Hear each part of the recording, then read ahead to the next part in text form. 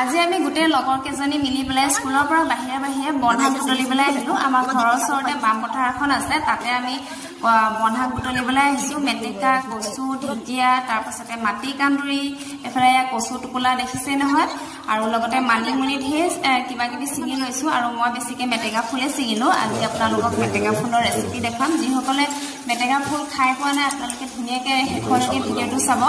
আৰু এতিয়া মেটেকা ফুলখিনি মই এবাৰ ধুই ললো, আৰু এতিয়া ঠাৰিৰ পৰা ফুলখিনি উলিয়াই লম। ঠাৰিডালো খাব পাৰে আপোনালোকে, ঠাৰিডাল কিন্তু অকণমান টাইট হয়, টাইট লাগে, সেইটো কাৰণে মই ঠাৰিডাল লোৱা নাই, অকল ফুলখিনিয়ে লৈছো। বহুত টেষ্টি হয়। যিসকলে মানে আমলৰিটো খাই পাইছে, একদম টেষ্টটো আমলৰি টোপৰ নিচিনা একদম তেলি হয়। আৰু এতিয়া মই ধুনীয়াকৈ ফুলখিনি ঠাৰিৰ পৰা এৰুৱাই লৈছো। আপোনালোকেও এবাৰ খাই চাব পাৰিলে। এতিয়া কেৰাহীত তেল দি দিছো। তেল গৰম হোৱাৰ পাছতে জলকীয়া দুটা দিছো আৰু পিঁয়াজ দিছো। পিঁয়াজ অকণমান সৰহকৈ দি ভাজিছো আৰু ৰঙচুৱা হৈ ভাজি লৈছো। তাৰপাছতে এয়া বিলাহী দি দিছো, বিলাহীটো ভাজি লৈছো। আৰু এয়া দিছিলে ফুলখিনি মই পানীত তিয়াই থৈছিলো যাতে বালিখিনি ধুনীয়াকৈ ওলাই যায়। আৰু এতিয়া ফুলখিনি মই দি দিছো কেৰাহীত।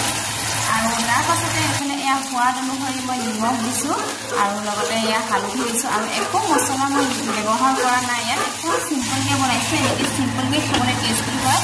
ঢাকনটো দি দিলো। এয়া উঠাই পেলাই এতিয়া এটা ডিম ভাঙি দিছো। ডিমটো অপশ্যনেল হয়, কিন্তু ডিমটো দিলে বেছি টেষ্টি লাগে খাবলৈ, সেইকাৰণে পাৰিলে আপোনালোকে ডিম দি পেলাই খাই চাব। আৰু এয়া দেখিছেনে, ৰেডি হৈয়ে গ'ল। বহুত কম সময়তে সিজি যায়। আপোনালোকে এবাৰ